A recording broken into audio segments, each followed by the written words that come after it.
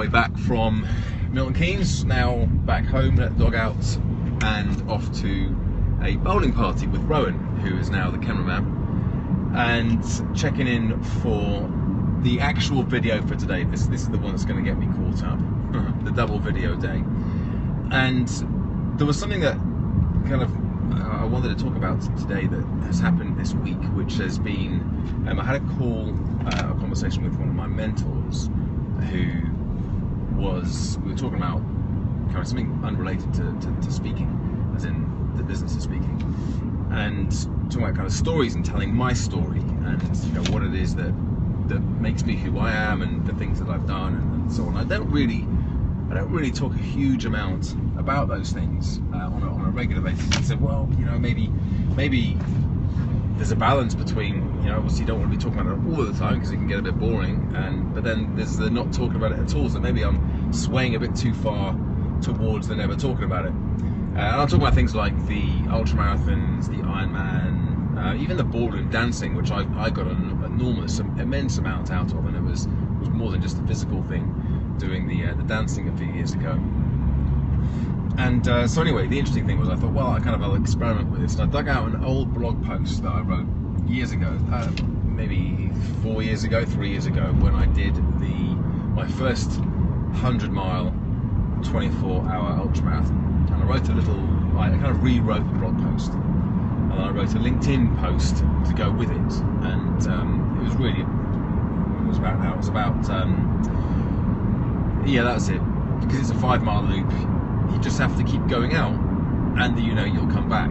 So kind of got a fairly solid metaphor in that, but for this particular challenge, my mindset was, George, you just have to get up out of this chair and go out, just start, and then you start, if you go out, then you will come back. And I did that over and over and over again until I've run 100 miles.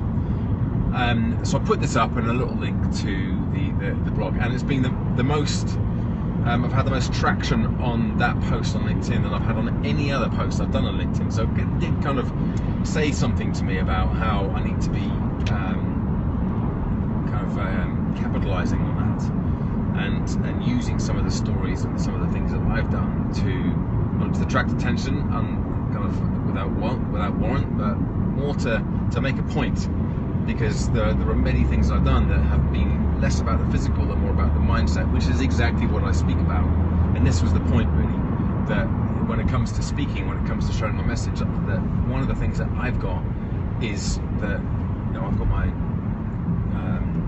expertise and understanding is coaching and helping people and behavior change and so on, but I've also got my own very kind of very powerful experiences of doing some very big things like the ultras and the running 10 back-to-back marathons and so on. So because last year I did a look at last year's challenge, which was just another 100-mile ultra, just did the same thing again. So it kind of maybe I played down the significance of that in my own mind, but I'm going to experiment with telling my story a little bit more, because I know that there are people who know me quite well now through social media, in particular my emails, and they still don't know any of these things because I don't talk about them that often. So I'm going to kind of start experimenting with dropping them in a little bit more, especially with LinkedIn, because I think that's going to be a very powerful medium for me to really work on and to build a following on, and with the other groups that I'm a member of, to add value to as well.